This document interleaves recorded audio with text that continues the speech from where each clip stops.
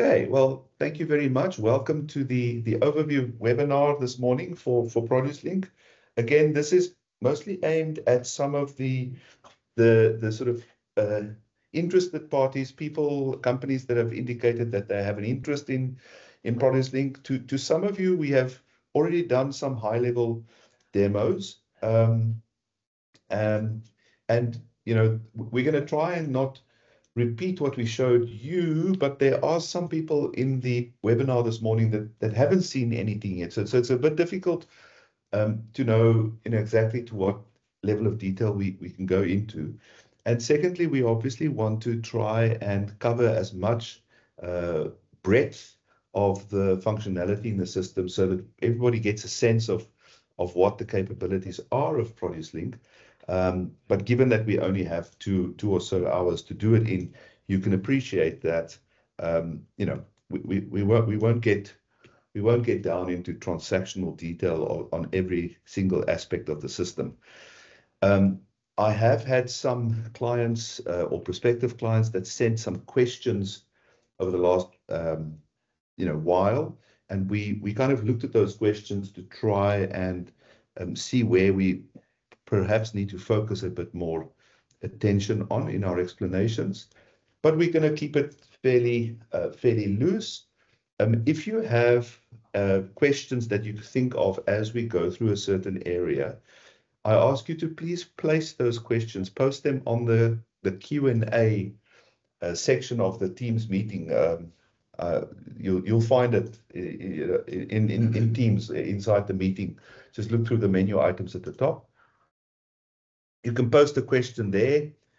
As you post them, whichever one of myself or Heidi is not presenting at that moment will sort of collect the questions and try and choose a couple that we'll answer at the end of the webinar, let's say in the last half an hour or so.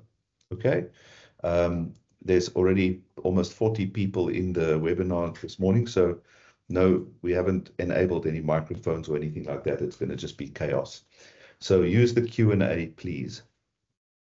All right, so our agenda is just to do a quick welcome and introduction, to give you a very high sort of one picture overview of what is ProduceLink and why and how does it sit within Microsoft Dynamics 365 Business Central. And then we're going to touch on those main functional areas of the application from start to finish to give everybody a perspective of what the system can do. Pallet files and stock, then orders and bookings and allocations, then logistics, then trades and sales invoicing, then credit limits and claims and QCs, costs, and then finally producer bills and payments. And we'll talk a little bit and look at some reporting things, and then we move on to the Q&A. Okay. So welcome and introductions. It's myself, Ati Retief, and Heidi.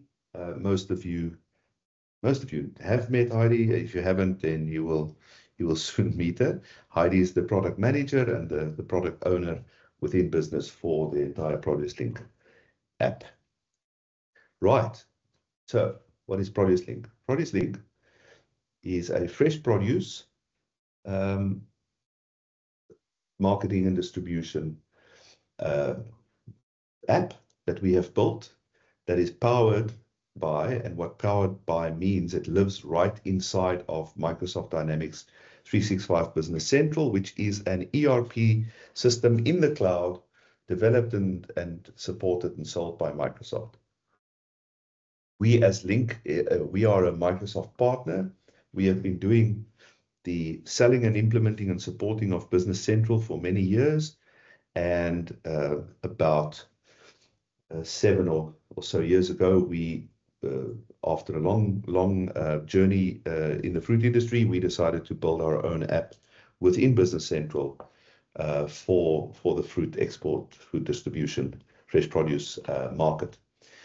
Right, so on this slide, we're just trying to give a quick impression of the main parts of ProduceLink and how those integrate with the relevant parts of the Business Central ERP accounting system. So green blocks here are pure ProduceLink functionality built entirely by us within the Business Central platform, and the blue things are standard Business Central areas. So this also follows a little bit like our agenda for this morning.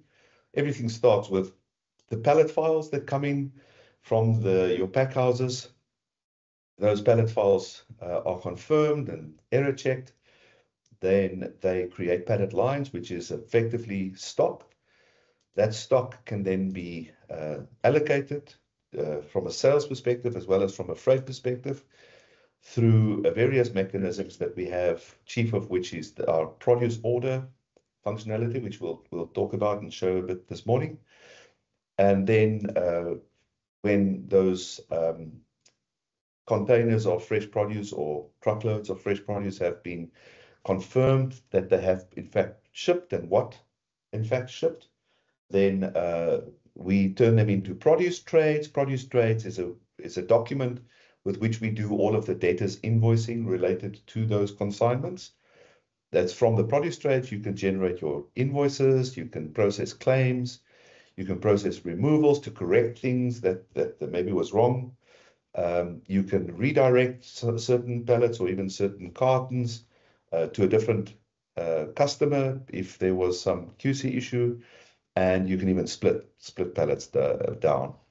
At that point, when the invoicing happens here in ProduceLink, that's where we start integrating to Business Central, where we send those invoices into the standard accounts receivable functional area of Business Central. While that's all going on, from an accounts payable perspective, you might be receiving creditors invoices for services, freight, and other services provided by service providers in the supply chain.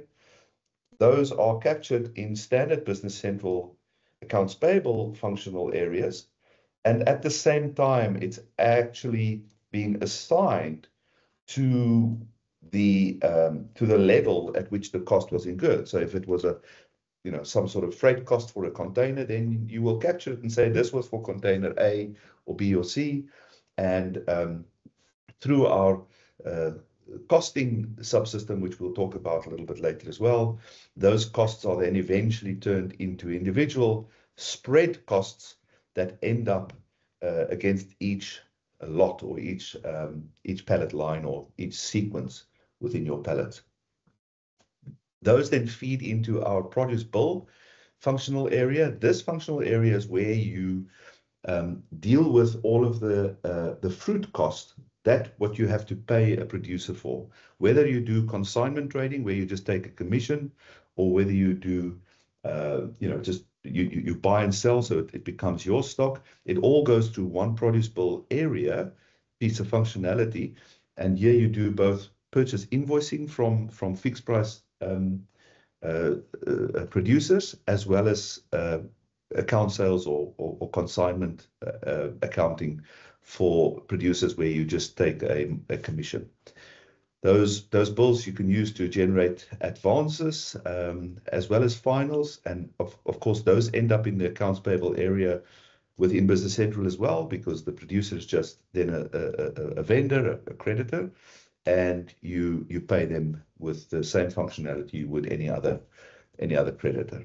And that's the sort of high level overview of the system and how it relates to Business Central.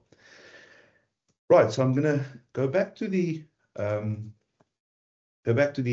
agenda now, and I'm going to get my colleague Heidi to join the meeting, and we're going to switch to your microphone and things. I'm just going to switch mine off and end my presentation so that we don't have the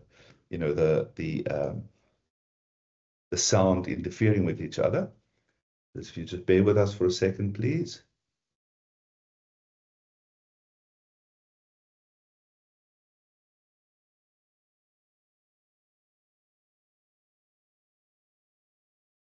And for those who are desperate to see how wonderful I look this morning, this is me, this is Ati, and this is Heidi.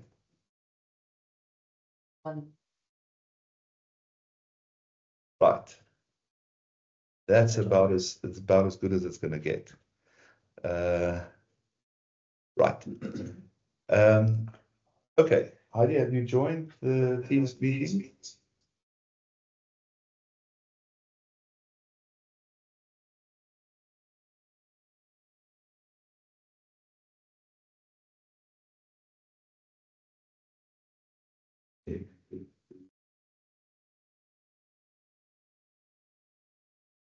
Right. Oh goodness, let me just switch off my stuff. Okay. So you should all still hear my voice. Can we have a thumbs up, please? Thank you very much, Michael. Thank you, everybody else. And Heidi is now also with me. And we're now going to start running through the agenda. So everything obviously starts with pallet files and pallet stock. So this is going to be conversational, guys. It's Heidi and I are just going to sort of talk interchangeably to try and explain what's going on in the system. So right. So yes, you know we don't have a packhouse module. ProduceLink is not into the packhouse software game. We have customers that are their own producer, packer, exporter, such as the Toy Agri and a couple of others. And we have many customers that are pure marketing agents or whatever traders or whatever you want to call them. So where they work with a very long list of producers whose fresh produce they have to market. And so we have to cater for both cases where you, as a ProduceLink client, either have one specific packhouse software that you integrate to ProduceLink, or you are you're like Delecta or Star South or Freshgold, where you have a list of producers and they all have different packhouse systems. So we have an area of functionality called pallet file entries.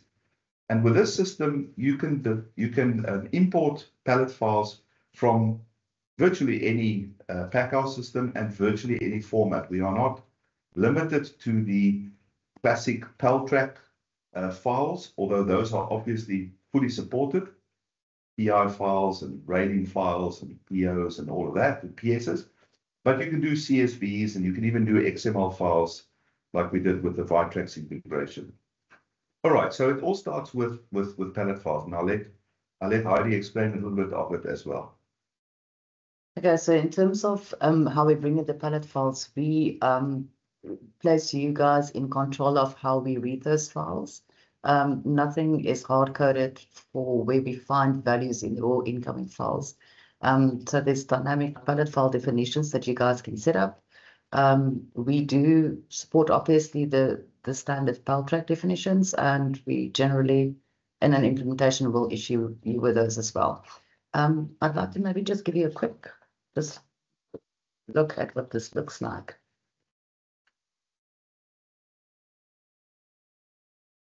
Okay, so this is a sample set of pallet file definitions that basically just define how various files from various locations should be read, because they're not all adhered to the PalTrack specifications.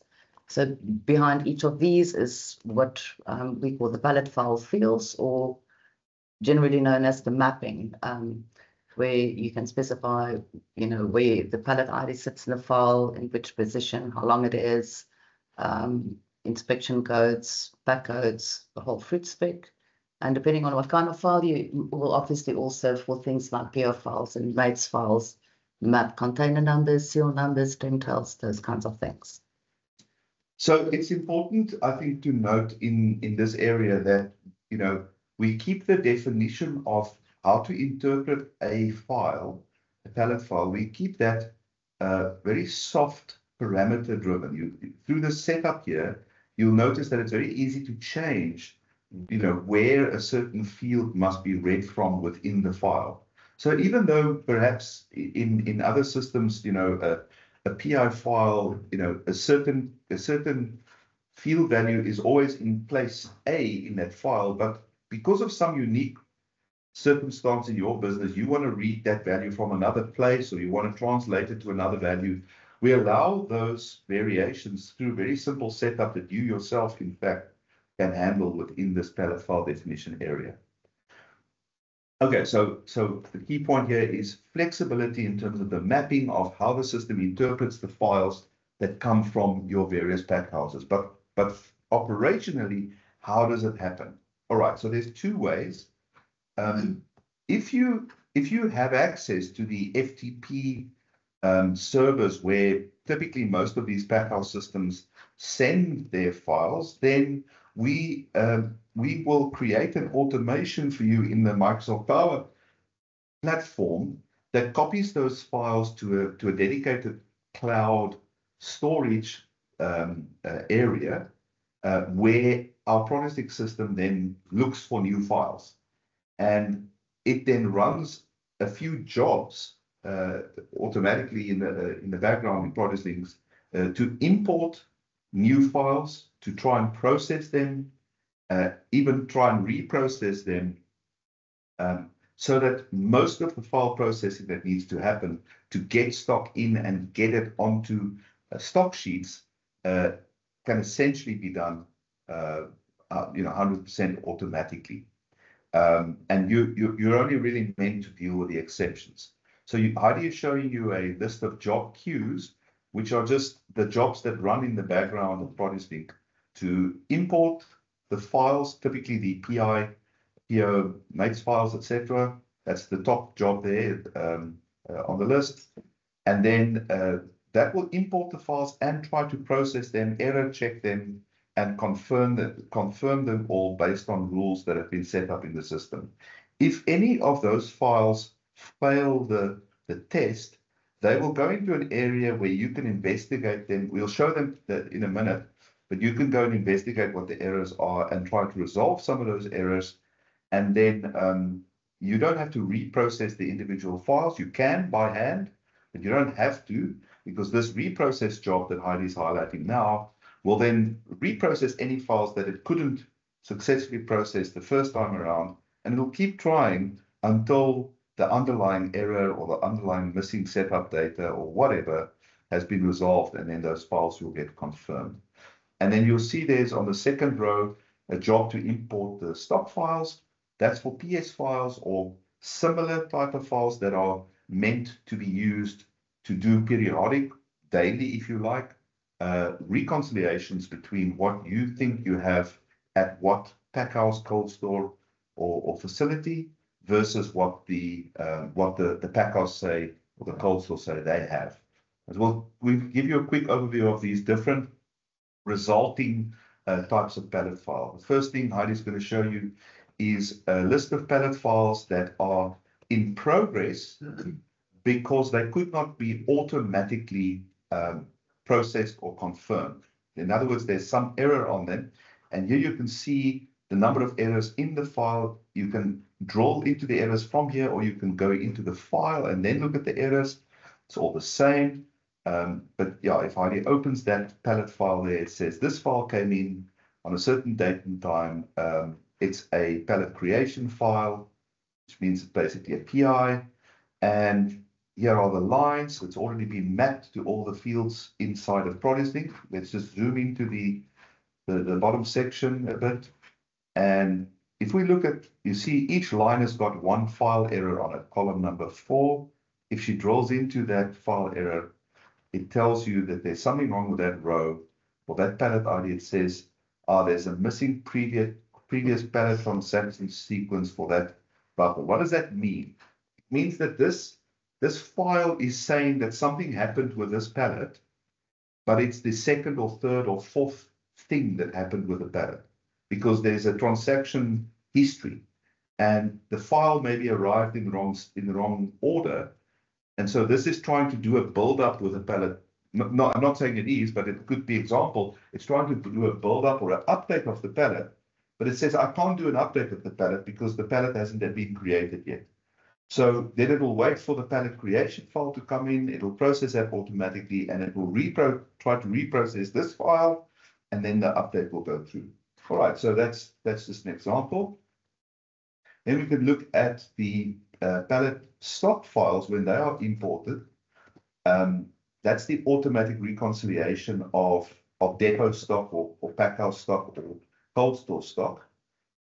This is going to import all of the PS files for you as many times a day per depot as you like, but you can set, you can make set the job queue to do a reconciliation of the depot stock files as often as you want. If you want the reconciliation to happen once a day at 6 in the morning, it will take the latest or last stock file that it received from that depot and ignore the previous ones, take the last stock file, import it, process it, and do a reconciliation. So here you can see an example of a reconciliation for a stock file that came in on a certain date and time.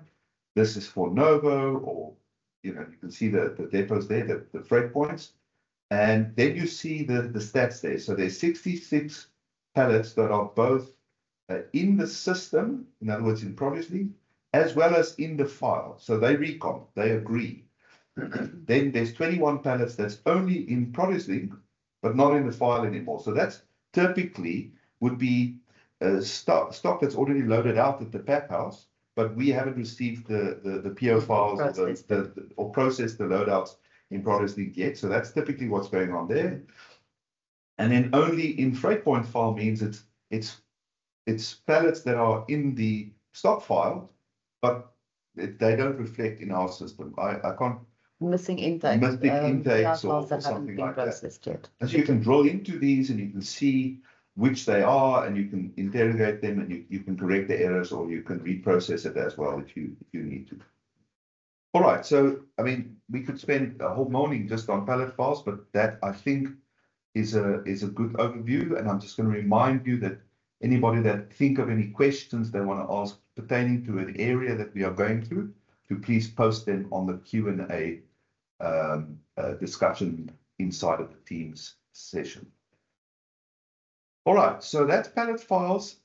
So again, once the pallet files have been processed and confirmed and the stock is in the system as stock files, as pallet lines, the next thing most people want to see is okay, show me a stock report. So show me the stock report that the marketing people or whoever's interested can see. Obviously, you can see the stock inside the system on screens, etc. But most people want a refreshable stock sheet, and that's what we have.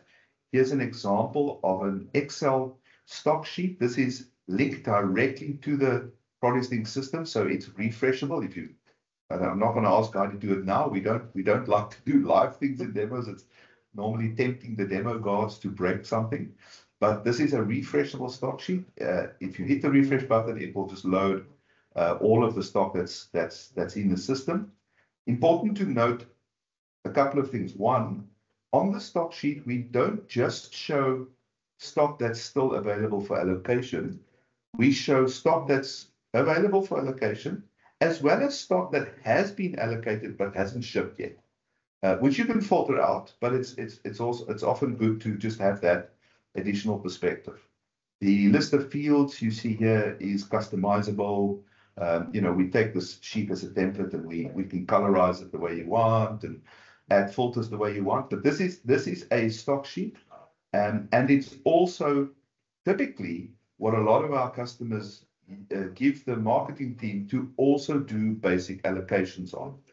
Adi, do you want to add some content to that? No, not really much. But typically you would use this exact same file to allocate to your customers, update even the sales prices, the intended purchase prices, and then possibly import that allocation straight from the Excel sheet. Yes. And to make the Excel sheet here usable and user-friendly, we also try to give you in the columns where you would put in your your allocation information, such as, which customer you intend to sell it to, etc. We try to do lookups. Lookups and drop downs. Lookups and drop downs. Wonderful habit though. Yeah, so that people, so you don't have to type codes in that you might type the wrong code in. So we put lookups and drop downs in here. All right, but this is all good and well if you're allocating, just blindly allocating, but nowadays mostly people allocate against some sort of order, some sort of booking, or some sort of program that you want to supply the customer with. So this is when we now move over to orders, bookings, and allocations on our agenda, and we start talking about our outbound produce order system. Heidi's got on the screen here now a short list of sorry, That's okay. a short list of produce orders. Now, a produce order, an outbound produce order, is just that. It could be that you create an order to say, I want to send 1 container or 5 containers of some high-level fruit spec definition to a receiver in 2 weeks' time or 3 weeks' time. You can create this as long ahead of time as you wish, or you can create it right now for shipping you want to do tomorrow or the day thereafter. That doesn't really matter how long ahead of time you create the order. But this is an intent to, yes, Joyce, we see your testing. This is an intent to sell product. And this is the start of your sort of booking process. So you create a new order. It's an outbound order. We differentiate between outbound orders and transfer orders. Obviously, you know the difference between a shipment outbound and a transfer between locations. But in the header, you see here, this is an outbound order to a certain delivery point, Balma, it's a certain customer. Most of those values all pull through from defaults. The Incoterm is DDP, that's also a default. And then you can start seeing some statuses. Has anything been allocated to this order? You'll see at the sort of middle of the screen there, this one has been completely allocated and loaded. Obviously, as the order goes through its life cycle, those will change. There's an order amount here. There's even some logistical information. There's some values here. How many pallets, how many cartons, etc. And then some booking statuses. Has the booking been created? What was your booking request number? Once you get the booking confirmation number from your forwarder or whoever helps you with that, then the status will be, what are the status options there, Heidi? Submitted. Maybe just drop down on it. Yeah, you can do that. Booking created, submitted, requested, and confirmed. Where is it going to load from? When is it going to load, etc. If we scroll down a little bit, here's some freight information. Obviously, if you create the order ahead of time, you don't necessarily know yet what sort of ship and voyage it's going to go on. And as you get closer to the booking and that, then this information gets added. Who's the consignee, who's forwarding it, who's the shipping line, all of that. And then in the bottom of the page where you can add your different fruit specs, here's where you can say, listen, I want to load from Novo the following fruit spec. Now, you'll see this fruit spec is quite detailed, but you don't have to define what you're going to ship at that level of detail. You can have a very high level of detail or low level of detail. In other words, you can say I'm just shipping, some quality or some count, and the rest doesn't really matter. So you can put in as many of the fruit spec filters here as you want, and as you scroll a little bit to the side, you can say how many pallets you want to fill, and it works out the cartons, etc. And so this is the state of the order before you even have any stock in the system. Now, the benefit of early creation of orders and the benefit of integrating all of this into the Business Central system is that this already starts giving you visibility of the credit limit situation with your data. Because as a salesperson or as a key account manager starts filling out these orders, you can see on the side of the page here, there's what we call a fact box. And that fact box contains information about the customer. what is their current balance? And more importantly, if you scroll down, how many pallets have already been allocated and shipped to them that hasn't been invoiced to them yet? What's the total value of open produce orders to that client? What's the value of the submitted, in other words, approved produce orders to the client? That gives you a total sort of balance versus their credit limit. Heidi, I strongly suggest you don't sell a thing. No one sells me to this pays customer, me. please. We keep sending them fruit and they don't pay. But you can see this, and you can switch on rules in the system that will actually prevent the produce order from continuing beyond a certain point, based on the state of either the overdue nature of the account or the overdue or the credit limit availability. All right, now as stock becomes available, there's a couple of ways in which you can allocate now stock to this produce order. Should I open an open order for you? Yes. The ways that you can allocate stock to this produce order are various. You can simply go to an order, and we have customers that use all of the methods I'm going to mention now. The first method is you open the order and you say, listen, I know what I wanted to ship. There's the spec down here, the fruit spec that I chose, and maybe you choose it's this channel and it's berries and it's this commodity and fruit spec. And if you're happy with all that, then you can choose to auto allocate to all the lines. What that will do is it will look at the rules you've set in here, which is from Novo, I want to ship, however many pallets or quantities or whatever, or just everything that is there. And it will auto allocate whatever is available stock that satisfy those rules. Let's say 2 pallets or 1 pallet, 10 pallets. It will auto allocate any stock that's available that satisfy those rules in order of oldest to newest based on inspection date. Yes. Right? So that's a simple auto allocate. I don't know if you want to do it, if you want to attempt it. Not sure if I have. Not really. Let's see. But that'll auto allocate, and then you can review that allocation to see, whether you are happy with it or not. Okay. You can see it's allocated 11 pallets. Let's have a look. If you drill into that, it should show you the pallets. And there they are, the pallet lines, the different sequences. So that's one method of allocation. And this is, for certain commodities and certain types of environments, this is very useful. You can also on-screen allocate manually. That's what the other button is for, allocate pallets. This will allow you to, by hand, select pallets that you want to allocate. This is not very typically used because, this is not, the best usable screen to do that allocation on.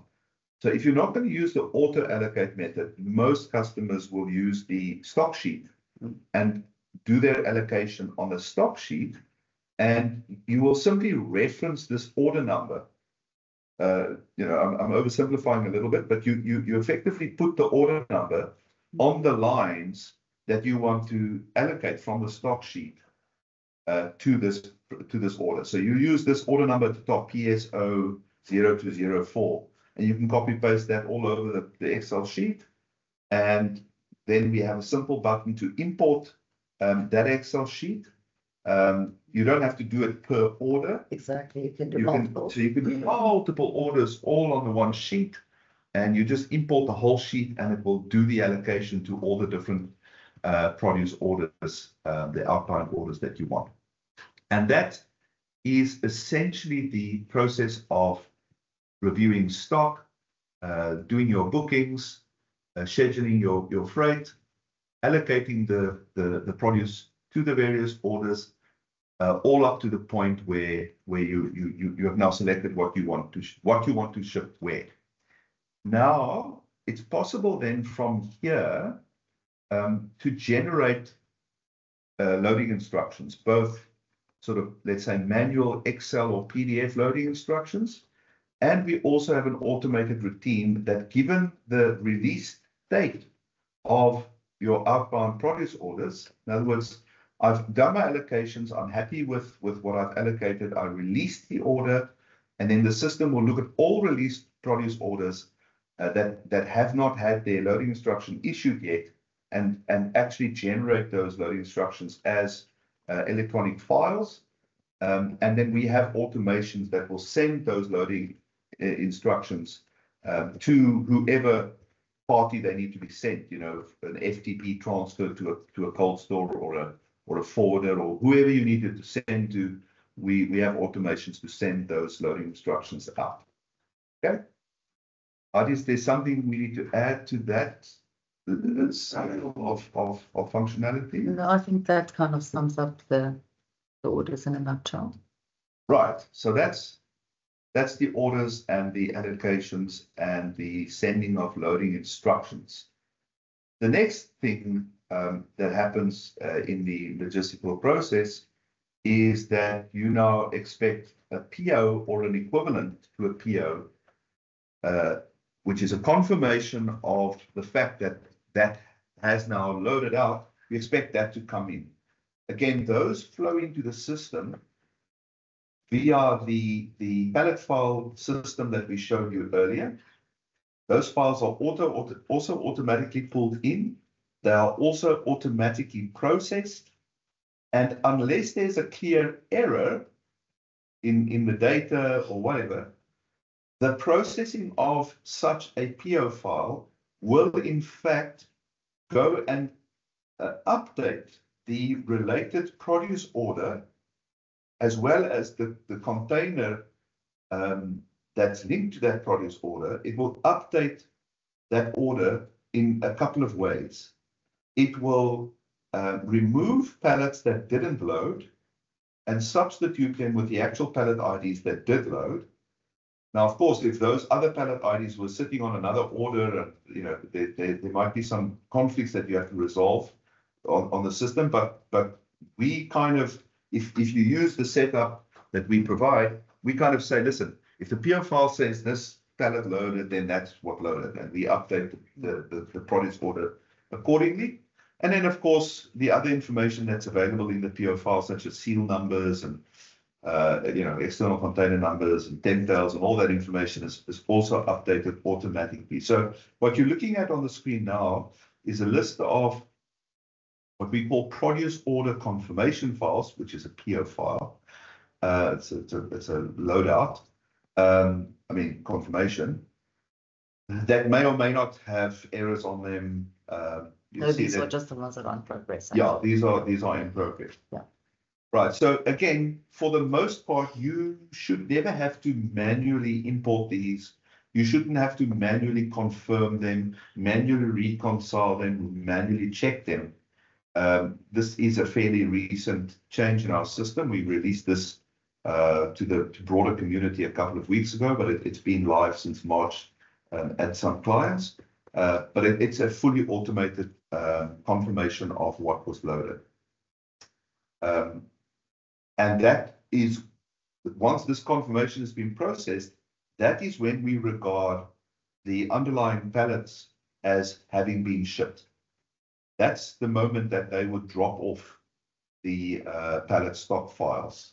You know, even though they were allocated, but they kind of they appear like they're not in stock anymore. They are out of your system.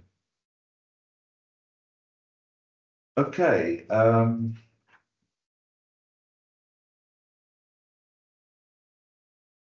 Next, we want to move on to once the confirmation has been received, you might need to generate some logistic documents that you need to send on to forwarders or to receivers. So I'd like to just touch a little bit on what documents we have available and where you generate them from, etc. Okay, so your produce order is linked to freight that you nominated for moving the pallets. Now that freight can either be vessels, whether they're container vessels or break bulk vessels, or local trucks or air freight. That's all driven by your master data. and we store the vessel and truck in air information in what we call freight triplets. Think of it as a vessel voyage, if you'd like. So behind each of these legs, there are a number of containers, because typically you'll send more than one container on one journey, maybe a couple of containers to one client, some more to another. So the most of the logistics documentation is actually printed or sent from the freighter triplet, which is your vessel voyage. And they include, obviously, your loading instruction. If you are not going to use the one that we can send from the produce order, they're basically the same. They carry the same kind of information. We can also send a loading notification, which is typically known as a packing list. We can call it a packing list in the layouts if you'd like to. We also generate an export addendum that complies with the PPCB specifications and requirements. Freight delivery notes, which is not often used, sometimes by local customers. It's just a simplified version of a packing list. A commercial invoice. Now, the commercial invoice is not a financial posted invoice. It's typically an invoice that you would send to the overseas or receiving party so that they can clear the goods on their side. And obviously also a customs invoice, which is used for clearance in South Africa. This is either generated by a freight forwarder themselves, or if they require you to send it, we can generate it from here. Ati, would you like to show some of these? I think show one of the documents, maybe the addendum, and maybe one of the commercial or customs invoices. It just gives people some sense of what they look like. Again, guys, understand that the layout of this is entirely customizable. And this is brilliant subsystem within Business Central, where you can actually customize the layout of these documents yourself with very little training. Not a lot of customers do it, but I just want to make sure that you understand that is a possibility. You can save them to PDF, you can save them to Excel, you can email them directly from within the Business Central system. So here's an example of the export addendum directly from the system as an Excel, and maybe we can do a commercial invoice or something like that. And you can have various layouts as well if you choose.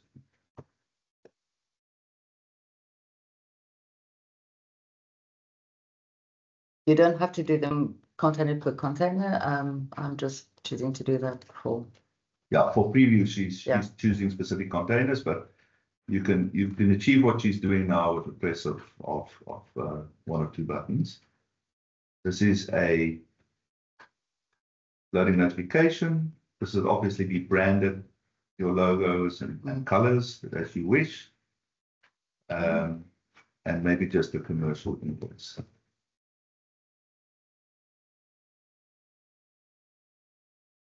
For a specific container, as PDF maybe, or whatever.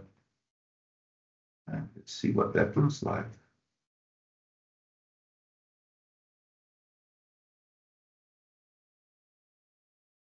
And there you go.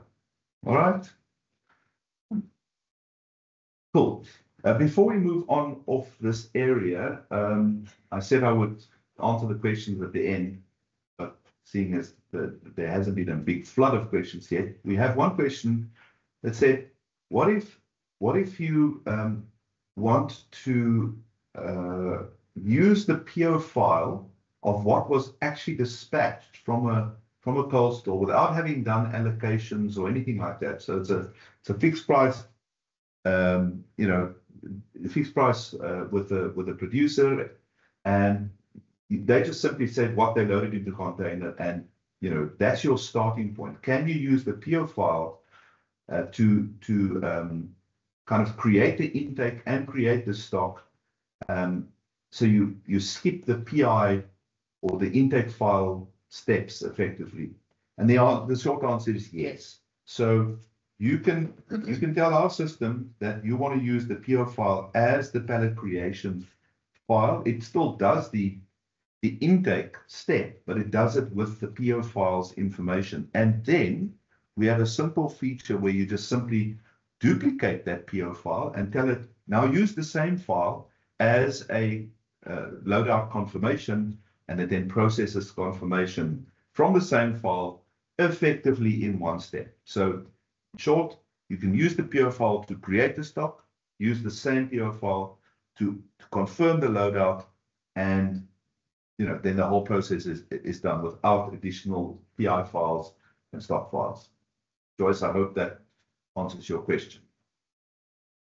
Can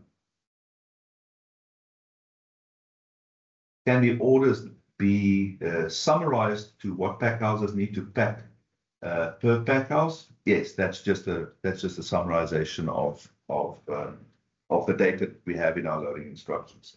Neil, I hope that answered your question. All right, in terms of the agenda, Heidi, is that anything specific you want to add more to this point of the logistics before we move on to the trades and the sales invoicing? No, I'm not sure if you maybe want to talk a little bit about the API and the integration. Yes. So we have a subsystem, a little sub module within ProduceLink that allows you to integrate the what we call the freight trip leg and containers in the system to get the adjusted ETAs and ETDs and the ATAs and the ATDs to get all those container tracking dates from various online data providers. So we don't integrate with one specific provider. We have a system that allows us to integrate to any provider of container tracking dates. It's a common system, but sometimes when you come to us and say, listen, we want to use ABC container tracking services, which is an online thing, because we like them and we like the accuracy of their data, then we simply hook into their online APIs and we pull the information in, and it all goes via our existing module. In that existing module, we currently have three parties that we do already have integrations with. One is a company in the Netherlands called logisticdocuments.com. That's a portal that helps you communicate logistical statuses and processes with your customers. So if you are subscribed to that service, then one of the features they provide is the ability to send us the tracking dates and changes on containers. Then you will receive those into ProduceLink. The other system that we have done that we are going live with in the next week or so is an online system called GoComet. They have an API, so if you are a subscriber to the GoComet online software and you want to get the dates from their API, then we have an integration from them as well. And then for customers that maybe forward through someone like Contour, they use a system at the back end called Culture, and we have an integration where they also send their tracking dates into the system automatically through an API. All right. So if we have a quick look at the freight containers and trip legs, maybe just a little bit of an overview of the information we show there, and some of the integrations we have for Fight Clean, for instance. We can just mention that. There's a question on that. So this is the list of the containers in the system linked to freight trip legs. The freight trip leg is like a voyage. Here you can see the Fight Clean verification key, whether there is one or not. And here is where we have an integration with eCert. We're not going to connect them now. We don't have sample data. No. I'm just going to. But we have a button here where you can request a pre-verification key for a certain customer. Maybe to show the action there. Get Fight Clean verification key, and it then will connect to eCert, get that FICLEAN verification key, also get the regime code. And then once the key has been obtained, there's the information. There's also an action here where you can click to say, show the FICLEAN verification report, and it will then connect to their website and pop open the specific report linked to that pre-verification key. Hope that makes sense. Okay, thank you. There was a question from Gilmore here. Would you be able to integrate with ShipsGo also via API? Yes. So anybody that has a REST API with tracking information, etc., it is entirely possible for us to just hook into their API through our existing module. Okay, I think that's that. Once your shipping has been confirmed and all the documents have been sent where they need to be sent, then there's a simple routine in the system that says, okay, this thing is confirmed, it's been shipped. Now create trades. This is the start of the debtors process, the accounts receivable process of invoicing the fruit out. Now we need to go back a step. You'll have noticed that when we looked at the produce orders screen earlier, where the allocations of the fruit was effectively done, there were amounts there, and those amounts, what's the outstanding value of orders, and will this order violate the credit limit available of the customer? Well, it's obvious that if you want to be able to do that kind of calculations, you're going to have to tell the system, when you do the allocation of fruit, what you think you're going to be selling the fruit at. We call that an intended sales price and currency. We also cater for MGPs there. But so those intended sales prices are very important in our system, because without it, you really just, where you are today with a non-integrated system, where there's no real credit control and risk management around that. So it's important in our system that you have these intended sales prices and you try to get them as accurate as you can. And I mentioned that now because having that put in by the different key account managers or salespeople early in the process means that the steps involved in then generating invoices for those containers or those consignments is really straightforward.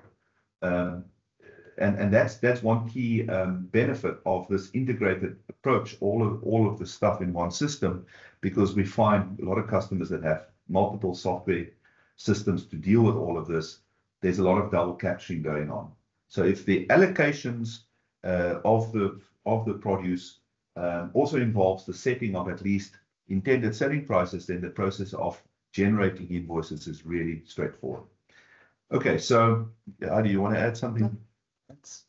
So once the containers are confirmed, you can then, like I said, generate the trades. There's a simple routine that does that for you. You don't have to run it now, but it's creating update trades. And then you'll see whether a container has trades or not. If you look at that one, any one of these, and you can even drill into the yes there, and it'll take you to the produce trade for that container. So this is the screen that represents the debtors invoicing and credit memoing functions of that particular container for that particular customer. So we just want to show you a quick overview of what this trade screen looks like. Yeah, I'm actually going to open up the entire list. Yes. Of trades.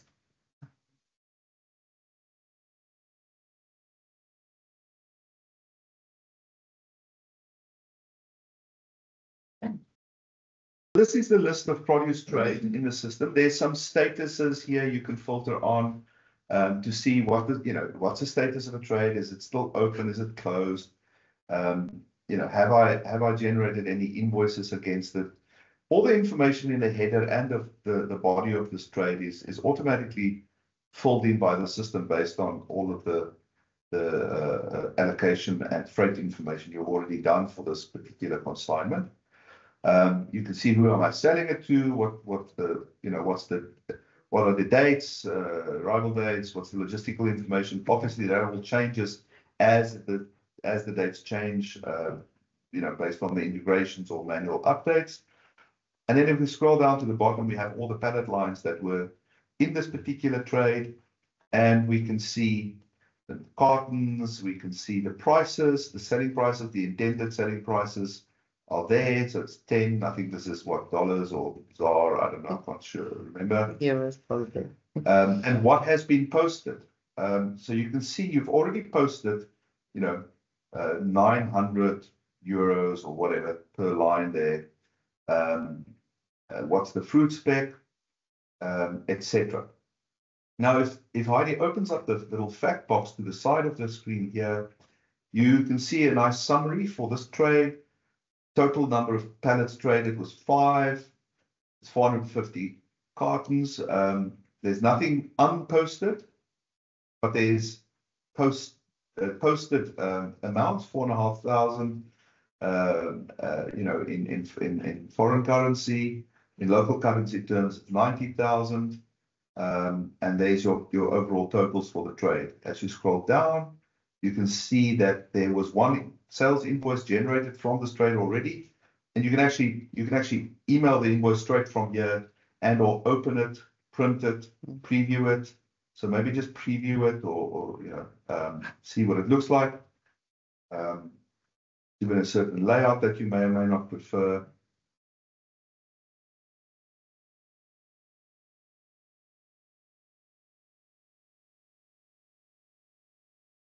And there's an example of an invoice. Again, layout can be changed entirely to suit your branding and color needs.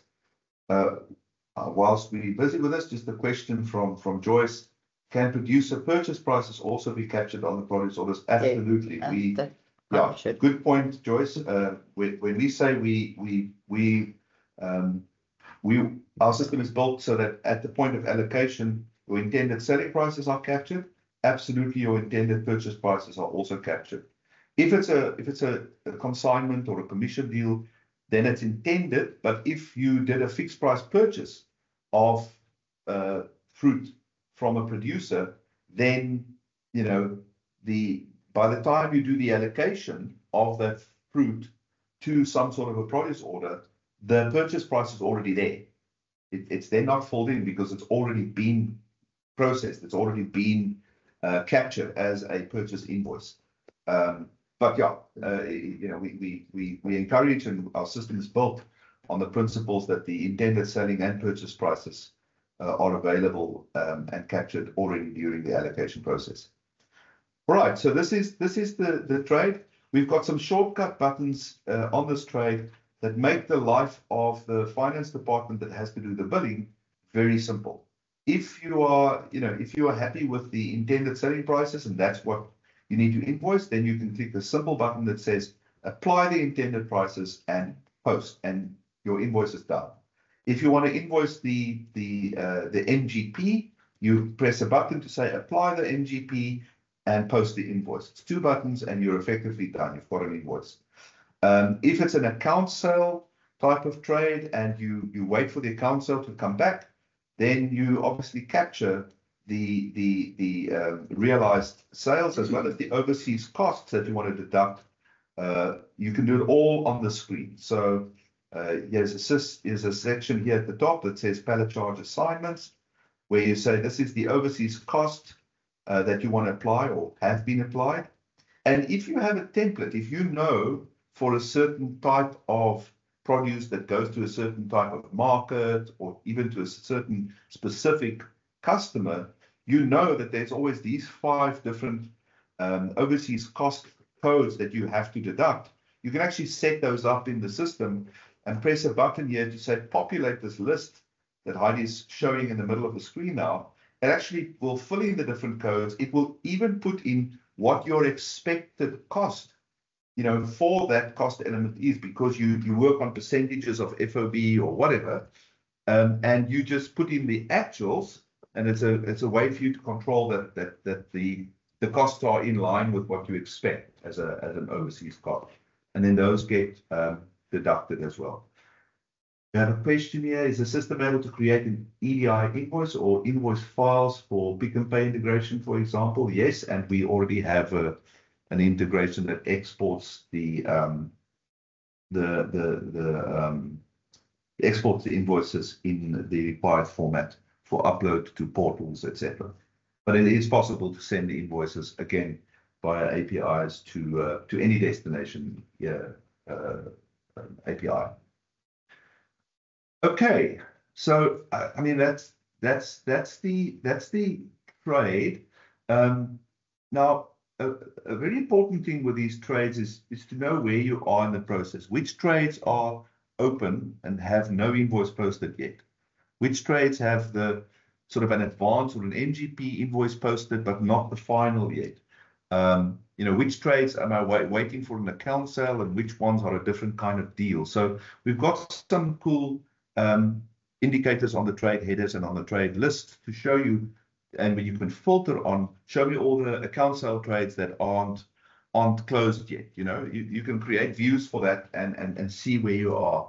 But the most important thing about the trade that helps, and that's important for the process of doing payouts to your producers, especially if you do consignment or commission trading, is that you need to know when the trade is closed and all revenue has been recognized for the trade. So you can start with the process of calculating your account sales to your producers.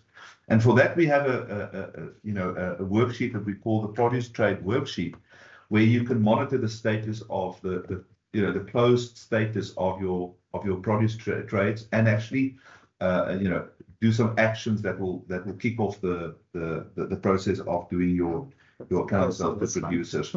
I mentioned, yeah, we're not going to show you this sheet now. We don't have information in it, but it's a tool that you can use to help with that process.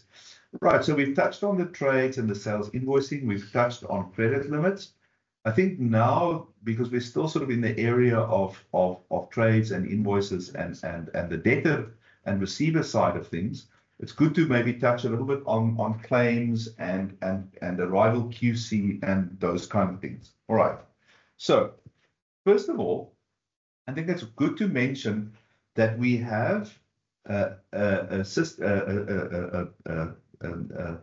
database called the Produce Trade Claim Register. What that is, it's just a simple table where key account managers or whoever's responsible for it can log the fact that they expect or they got early notification of a possible claim or a possible QC issue with a trade, with a particular trade to a particular customer. So this is literally just a log. This is not the full claim yet. This is not the arrival QC. It's just an early warning system. As soon as you enter it here and you say, you know, I have an early warning linked to trade 690, it pulls through the information from the trade. It knows what the dollars were, the currency was, and who the customer was. I'm going to open both so you can, yeah, so that we can switch between the two. Yeah, we're just opening two screens for you. Yeah. So this is the claim. Where's the claim register now? There it is. Okay. So this is the claim register. So it's an early claim register. And all we're saying is we got notice that there's a potential claim on this trade. All the information is filled in. If you have an estimated claim value, you can fill it in, but you don't have to. But the simply having entered this row on this table now means that wherever you look at the trade or the container or the pallets that was in this trade, you will see an indicator on all reports, on all screens. You will see an indicator that there is an potential, incomplete or unhandled claim on this. And it forms part of the workflow and part of the checking that you don't actually go and do a account sale to a producer, but there's an unresolved potential claim against it. So there were some questions from some of the customers about that. And so the answer is yes, we have. Is there a claim register status, yes or no, it's open. You see that on bills, you see that on accounts of the producers, you see that on your any of the reports, so it's the visibility of that unresolved claim is very, very important, and it's shown everywhere in the system. But that's step one. Now, whether you've registered the early claim or not, you now do get a formal claim from a receiver, and that we handle through our quality system through a document we call the arrival QC. Now, how does arrival QC work? Again, you say this arrival QC is in relation to trade number 690, and it knows what is in 690, so it pulls in a lot of information for you just based on the fact that you chose trade 690. And here you can see this is an arrival QC. There was a document number. Maybe they gave you a document number. Maybe there was just one pallet on it or 20 pallets, but it'll populate the pallet lines here based on what was in the trade. And then when you edit this arrival QC, you can then indicate the lines that had any quality issues on them. I'm going to find a better one quick. I was just going to find you a better example of it. Now, there was a question prior to our webinar about how do you distinguish between quality-related claims and just price-related claims, or internal correction, or internal corrections, etc. So we'll show you where we handle that in a minute. But if you've got a real quality claim from a customer, then you will fill in this quality document, and just the lines that had the issues on them. We're going to open one now. Just bear with us for a second. There we go. See this one.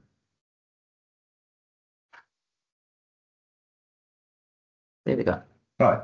So you can see that those are the pallet IDs. Those are not recognizable, obviously, to you. This is just some test data. And there's the customer quality code, either red, green, or amber. Those values that you fill in there, the amber, red, or green, those are lookups you can define. If you don't use red, amber, or green, you want to use, lekker nie, sound, unsound, whatever you want to use, you decide those codes. You can capture the customer remarks, and you can even capture specific defect codes, like that the technical quality people might want to know. A couple of key points about this particular quality document. So this quality document is both the vehicle to capture the quality code of the arrival QC, the customer's remark, the defects, but it's also the vehicle by which the commercial people can start getting involved in saying, okay, we therefore want to pass a potential sales credit of $1 or €1 or whatever on specific pallets. That's what the intended sales credit price is for there, as well as this is going to translate into a $1 or €1 intended purchase credit, because we're going to take some money back from the producer if we want. So this is where all of that is captured. Comments can be captured at the bottom of the page as well. If you open up the fact box on the side here, you can drag and drop the entire PDF or whatever file format that the arrival QC came to you from your receiver. You can drag and drop here, and it's stored in the system forever. You can drag and drop pictures if you want. And then I'll mention later in the demo that we have a producer portal where your producers can log in and see a lot of information about seasonal reports and their payment history, and they can download stuff. One of the things they can see on the portal is a quality summary. And if they drill into that quality summary for a specific week or a container, they'll find their way into the information contained in this arrival QC, and they can see and download PDFs and reports and pictures from the arrival QCs for themselves directly from the portal. So that's why it's useful to add them here, so you can actually share that information through the portal with your producers. Okay, so once this particular quality document has been reviewed and approved, there might be some quality technical people will do some of the captioning here in the comments, but then a commercial person has to look at the intended credits, both on the sales and purchase side here, and say if they're happy with it. Once they're happy with it and they approve it, there's a simple routine that says update the pallet lines. And what that does is it prepares the underlying pallet lines already with those credit amounts for finance to simply go and post. So if finance then gets a notification that this has been processed, they can just go to the related produce trade, which you can see in the header of that claim or that arrival QC.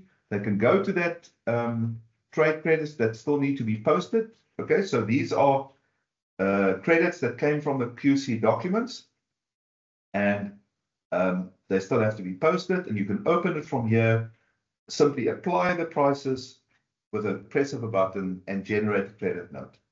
Now it's there in the credit note posting area, if you want to look at the reason codes, that the reason codes will pretty automatically be filled in depending on whether it came from a QC or not. But this is where the posting credit reason code differentiates between internal corrections, pricing corrections from a customer, or in fact quality. And again, these codes, you can set up what you want the codes to be and what they mean. Account sale, receive, back to grower, condition claim, incorrect, whatever you want these codes to be, you can set them up, and then obviously that's going to be useful in statistical reporting and business intelligence on the revenue side. Okay, I think that's claims and QC and credits. Maybe while we're just touching on that, especially in highly,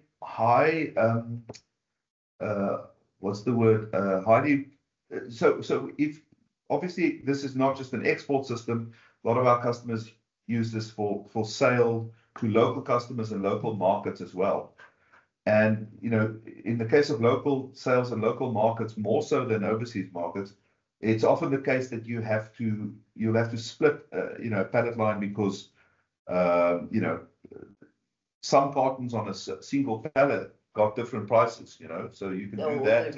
Or they reject just a few cartons, or they redirect some of the pallets or all of the pallets or some of the cartons to a whole different debtor. It doesn't matter whether it's an export situation or a local situation. Just want to point out that it's very easy on a specific trade to simply go to a pallet line and say, split this off and sell these 5 cartons to a whole different debtor. And you don't have to go back and reverse anything. You don't have to do the whole logistics process again. Nothing. It's just literally taking it off this trade and putting it on a different trade screen for a different customer at a different price in a different currency if you want. And you can do it all from this single screen with very little effort. I think that's very important for you to know. You'll see the fields we use for that is this set of fields in the middle of the screen here called redirected customer number, redirected salesperson, redirected currency, redirected price. So that's all you have to do. You say choose the pallet lines, say who you're going to sell it to, in what price, in what currency, and then you click on an action here at the top that says process redirection. Once you do that, it will actually credit you first press this button to process the credit. So you credit it to debtor A. Then you press the button to say process the redirection. It will remove it from this trade, put it on a new trade, pop open the new trade on the screen for you. Price is already applied. You simply click the post button and you now have a new invoice to the new debtor, done and dusted. Any costs that have been accumulated so far against those pallets or cartons that you've moved will follow it into the new trade and into the new account sale. So nothing has to be redone or reposted. Okay. Good. So now we're going to switch over to sort of more the costing side of things, fruit accounting side of things.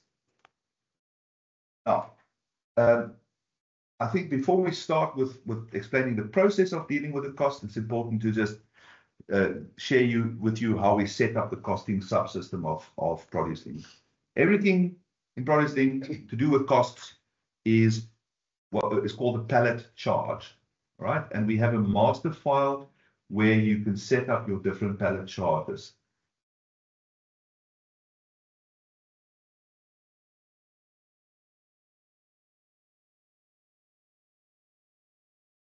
Just a final question on the sales side of things. Somebody posted here. Am I right in saying that the intended sales credit becomes the final sales credit price once the process has been approved or finalized? Yes. And will you be able to still track how you intended versus what the final agreed value was? Yes, because the posted credit amounts and the intended credit amounts are different fields and tracked differently.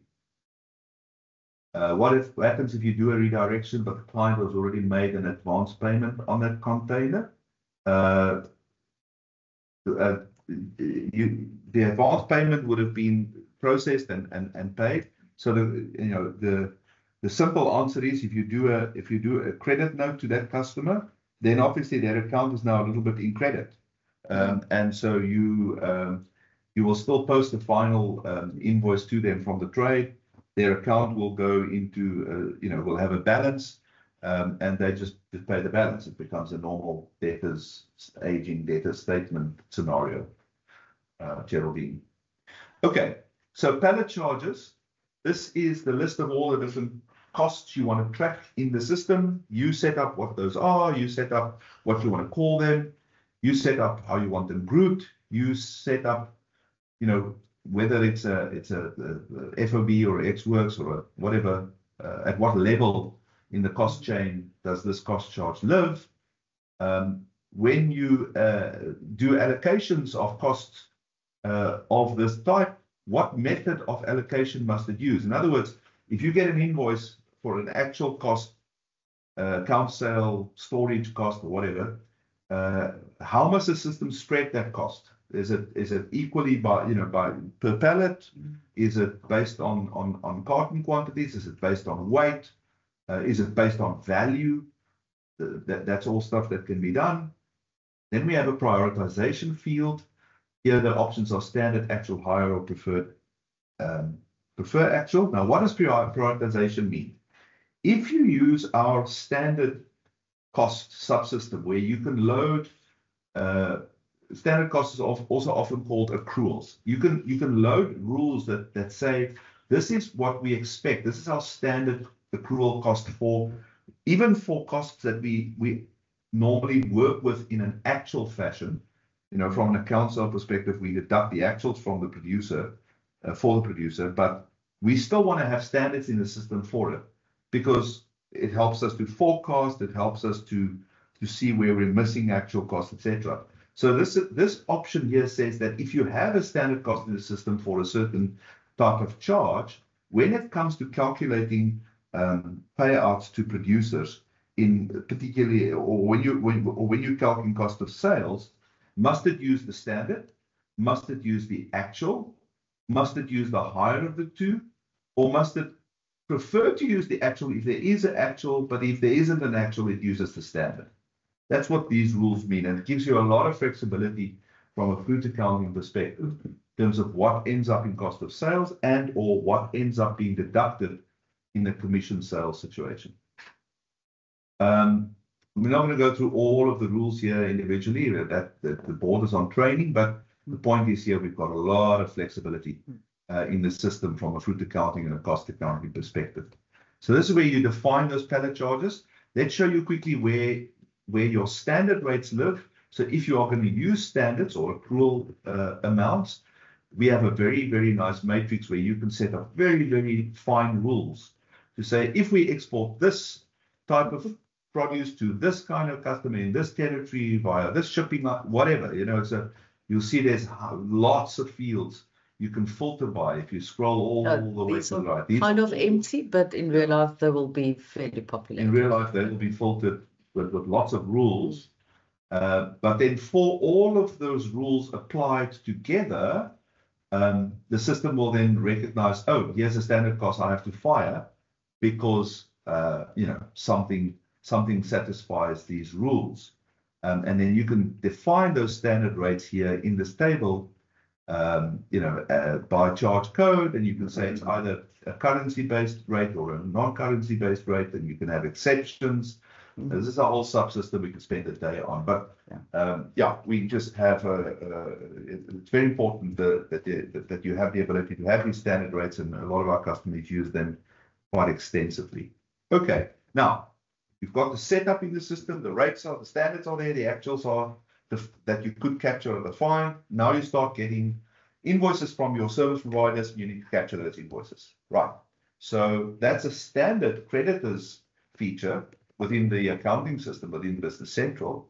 So that's where you start. I'm capturing a new invoice from a service provider, some transport or something else. Thanks, Microsoft. Microsoft is just deciding to do an update to our demo system. Just give us a sec. So you're going to receive a purchase invoice, and your creditors people are now going to capture that purchase invoice. Now, if you're not using, if you don't have an integrated system, if you're using one accounting system and a different sort of export system, then this is where you suffer double capture all the time, right? We eliminate that by having an integrated system. So you would open up a creditor's invoice. You would say who the creditor is. We're not going to capture all that from scratch. We'll just open a one that's already started. So this is the normal. This is the vendor. This is the invoice number. This is the date. Blah blah blah. Then you would typically, if it was an invoice from Waltons, you would just choose in the lines which GL accounts you want to expense it to. And you would post the invoice, right? But this is not stationary. This is fruit-related costs. So we then pull up this pallet charge assignment page with a button at the top of the invoice. And here you can capture the lines on your invoice and assign them to a specific pallet, to a specific container, even to a specific pallet sequence, to everything on a whole trade, to everything on a whole ship. These are all the different methods you have to assign. And once you've chosen the assignment level, then you choose what container or what pallet or what ship it needs to be assigned to. You capture the amount, both in currency or local currency terms. And then there's a couple of tricks here. Once you've captured the line, just click on an existing line ID, you'll see that we show on the right-hand side here any existing assignments of the same kind to the same target. So let's say you're capturing a freight cost for a container. This will show you if there's, for the same cost code, a cost has already been captured for that container. So it helps you to avoid accidental double capture, because that happens. The other thing that's nice here is that if you'll see there's a button at the top of the page that says calculate standard costs, the standard amounts. So if you have standard rates captured in the system, especially with freight and other things that you know beforehand, this is the standard rate per container to ship to wherever, then the system will actually calculate the standard for you, populate it in this standard amount column, so you can check whether the invoice you're getting is in line with your agreed rates. Again, it helps to detect early problems with capturing costs. You'll also notice the import from Excel button at the top there. This allows you, especially maybe with storage charges and things like that you get from a cold store, which are pages and pages long. This allows you to just import that from a Excel template, and it will fill in the sheet for you with what you want. And we even have customers where we've done API integrations where the other party can actually send you the invoices electronically, and it just comes and lives here, and then you can approve it and post it. All right, so this is how your actual costs get into the system. It then fills in the GL accounts for you, and you post the invoice, and that's a normal creditor that gets paid. And then those costs will follow and find the different pallet lots in the system and attach themselves to the right pallets or pallet lots so that you can do your fruit accounting and your finalizations. Right. This then brings us to what we call produce bills and fruit accounting. Now, we call the documents with which you capture, calculate, and post what you should pay a producer, we call them collectively produce bills. And the reason we call them produce bills and not account sales as a collective name is because some of them are just straight purchase invoices where you just do a fixed purchase. Some of them are account sales. Some of them are advances. Some of them are even forecasted. So you'll see that the produce bill title, the very first column there, makes the distinction between these different kinds of ways in which you deal with producer payments. Okay. So for the classic account sale type where you have a cost, where you have a commission agreement with the producer, this we call an account sale. If it's a straight fixed purchase and they just send you an invoice, this is where you would capture that invoice and the amounts, and then, like I said earlier, those purchase amounts will then appear alongside the sales amounts already in your allocation process. But let's just take the typical example of you've shipped some fresh produce, a couple of containers for a producer in week 5, and let's make it simple. There was no advance. We can show you advances, but I think I want to fast forward a little bit to the finals. Now, the system, you can have rules in the system to say that we group our bills. The way we contracted with our producers to pay is we pay on export week. So we go, 12 weeks after EPD, we pay whatever we exported in that week for that vendor. That's one method of grouping how you pay them. Other customers will say, no, we do a back-to-back.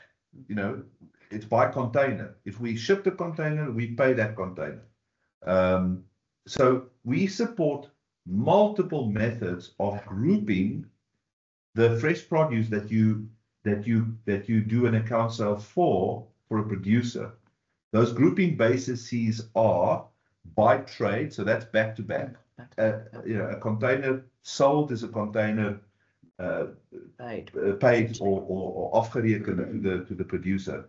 We do it by week. And when you say by week, you can choose. Is it by export week? Is it by pack week? Is it by intake week? Is it by harvest week? You can actually choose. We've got lots of flexibility in how you group these things to a producer. Okay. And of course, if it's a fixed price deal and it's just based on sort of consignment or intake consignment number or just document number, these are all the different methods we support. Whichever method you choose, there are routines in the system that will automatically generate these bills for you based on those rules. Okay. So if it's now week 17 and you're supposed to be paying week 5 containers to your producers, you will run a simple job that says, generate for me the bills for week 17. It will generate however many bills it needs to based on, it'll break it up by producer and by whatever grouping rules you set. And then you have a batch of bills that your fruit accounting and the team that deals with the producer payments can then work their way through those bills. So we don't have time to take you through all of the different steps and the screens that we have to make that process, give you visibility of which bills you still have to calculate, which they have to post, and which you have to pay. Those are all things that we have available. We just want to focus on what is inside a bill. Again, this bill is generated automatically by the system. In the header, it's got a few rules, and at the bottom, it's got the actual pallet lines that you are going to calculate the costs and calculate the payout for. Now, again, this is an account sale example, so it's a commission type thing. On the lines, when the bill is generated, it says, listen, this is lot number so-and-so, this is the pallet ID, this is the cartons. This is what the currency you purchase it in. This is the currency you sold it in, the intended purchase and sales currencies.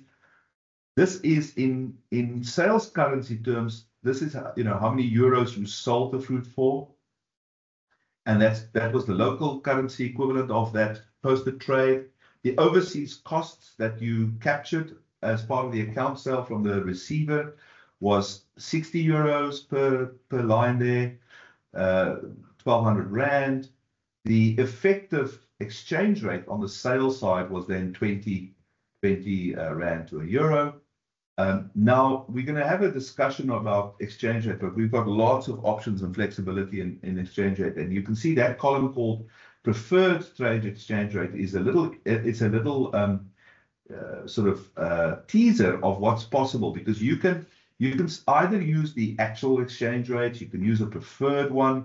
If you say use a preferred one, you can say, do you want to base the exchange rate for this calculation on this week's exchange rate, on the week that it was exported, on a spot rate, you want to do a manual rate. There's lots of options here in terms of how you are in full control of what rate of exchange you want to apply to the revenue before you do the calculation of the payout to the grower, as well as at what rate of exchange do you want to, pay the grower. So if it says you have, the payout works out to 200 euros, you go, okay, but when I actually post this document, I want it to convert that to rands at a particular rate, and you have also in control of what that rate could be. Okay, so to come here as well. Yeah, so back to the actual lines on the produce bill. So we have now the statistics here of what it was sold at, what was the overseas cost. So that was the net trade amount in local currency terms. Then the system shows you what standard charges it found in your standard rate table to calculate what what the standard rates might be for some of the cost codes. If you drill into that, it'll show you there was a cold store, recharge, and a transport. These are standard rates that fired. No actuals have been captured yet for these pallets, because the actual amounts are zero. And so when it had to prioritize what to deduct, in the absence of the actuals, it used the standards, because that was the rule on the pallet charge. So this is obviously, typically you have lots of actuals here already. And then it says, okay, so this bill has been calculated. And now we're showing you this information sort of bill for bill, one line, a few lines at a time. The reality is that, most of our customers, they work with hundreds of bills within 1 week, as you can imagine. So when you've generated the bills as a batch, they sit in a batch called the produce bill batch. And from that batch, you can actually see which bills have I done the cost calculations for, which bills have I done the final payout calculation for. And then there's also a data sheet that you can download for all of the bills of that week, where you can control and check all of the costs and revenues. And we also use that sheet as typically what you submit to your commercial team for final approval of what you can process as payments to those producers. So here's an example of the batch of bills, and there's shortcuts at the top here that says calculate all the charges for all the bills in that batch, etc., etc. And then on the report tab at the top, there's the option to download the bill sheet. I don't know if you have an example of a bill sheet. You don't have to generate one, but I can run it quick. It's not a big one.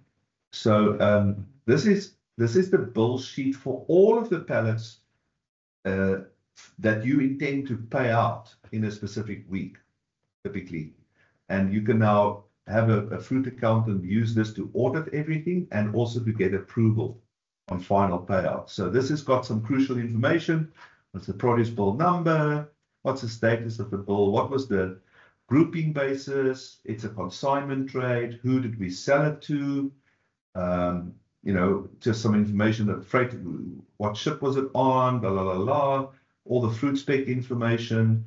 Now we start seeing the numbers. What was the gross sales amount of each line, what was the exchange rate, what was the sales amounts in local currency terms, what was the carton prices, what were the overseas or income charges in total, and then broken down. There's the different charge codes, commission, duty, freight, blah, blah, blah.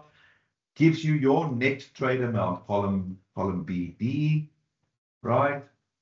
Translated to a per carton sales amount in local currency and foreign currency terms.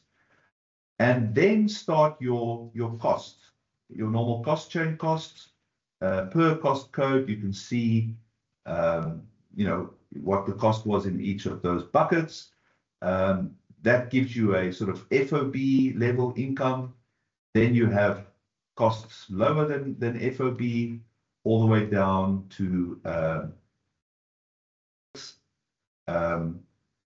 and which then gives you a final sort of break-even calculation, and then your posting amounts. Now, you can, as I said, you can submit this to commercial people for approval, and if a commercial person wants to adjust the final payout to the producer, we even have adjustment columns here that they can fill in, and on the sheet, if there's formulas in the sheet, that will actually, restate the payout.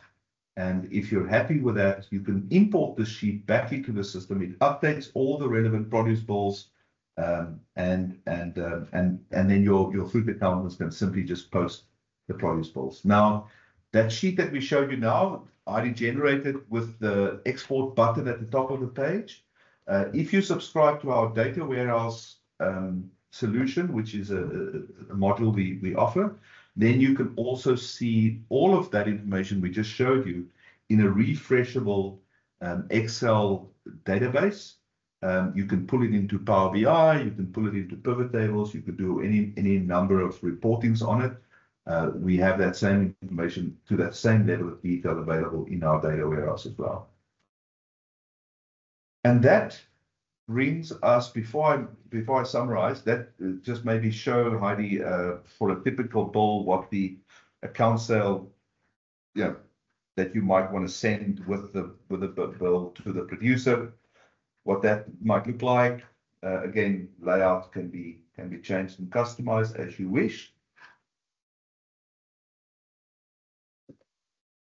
So that's fine, yeah.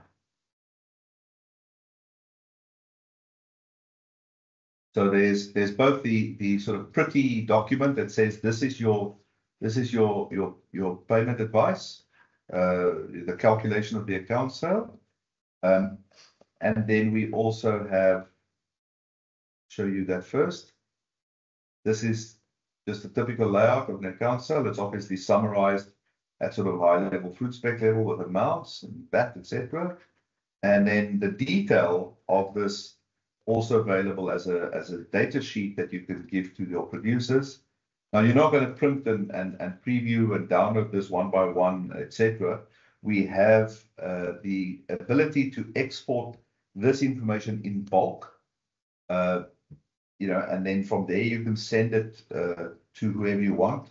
We have customers that have jobs that will auto email that information out to producers, but our preferred method to give that information to producers is for you to subscribe to our portal app and to give your producers access to the portal app, and then they can actually see this information live in their own portal and download all of these documents and all of these data sheets themselves from the portal as you've posted them. Okay. Now I'm going to start doing a bit of a summarization and just going through our notes here to see if we've missed anything glaring.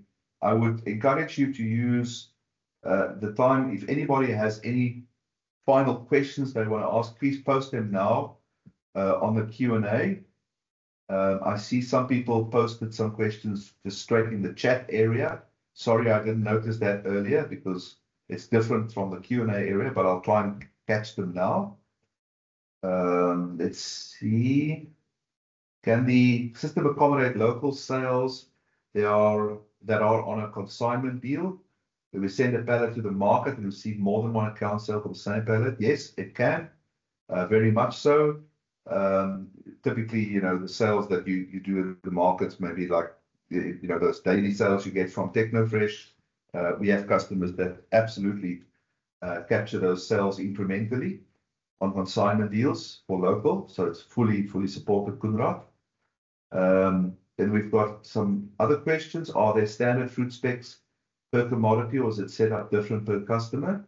So we have standard templates for the fruit specs that you load into the system. You don't have to do it all by yourself. Can you override changes on another user's work? Well, it's a bit of a broad question, but I mean, first of all, posted documents you can't change. But if you have rights and permissions to a certain area, then you can definitely change things. Does each user have access to fix or edit errors or deed authorization? Yeah, so again, that's based on your level and roles and permissions. So we've got a full system for that. Can you add in or pull in the arrival report? Johan, oh, he's already. Is that answered, Johan? Not sure. I see a thumbs up there. And then we do direct exporting, which will follow the process that has now been shown, but we pack for exporters as well. We currently capture the containers that were exported by the exporters that we use under their organization codes on our current system. How does the system handle pallets that were exported by other customers? So not a problem, because we carry the different organization codes in the system. So you'll be able to see exactly which are yours and which are theirs. It works in exactly the same way as everything we just showed you now. Right. I think that's all the questions that is currently outstanding. Here's a new one coming through, Johan. If you procure fruit in another country and do not get any intake files or PO files, will you be able to create your own stock in processing instead of potentially creating your own CSV feed file for importing with fictitious barcode numbers? Yes, you can create fake CSVs and import those, but we do also, in our pallet file import management system, allow you to manually capture lines and bring those pallets in, and the system will generate sort of dummy number series driven pallet IDs for those rows, so that it can handle that 100%. One. Thank you. Okay, ladies and gentlemen, if anybody can think of any specific questions after the session, please feel free to email those to us. And I'm not I can't guarantee that we'll answer each one individually, but if we see there's a common theme of glaring areas that we didn't cover or didn't answer sufficiently, you know, we might send out a little follow-up video, or we might do another follow-up half-an-hour session. We'll see what the response is that we get from you all. We will be making this recording available to the audience members that were in the session today. I'll send a link out to that sometime today or Monday at the latest. Yeah, and then I think that's seems to be everything that we wanted to get through. I've taken over the sharing, so with that, little final slide to say thank you very much for your participation and your attention today, and I hope it answered some questions for you. As I think it's as good as we could have done within a sort of 2-hour session, and we hope to speak to you soon. Thanks for all the applause, and we hope to send out a lot of proposals next week, so we can fill the pipeline of implementations. Thank you again.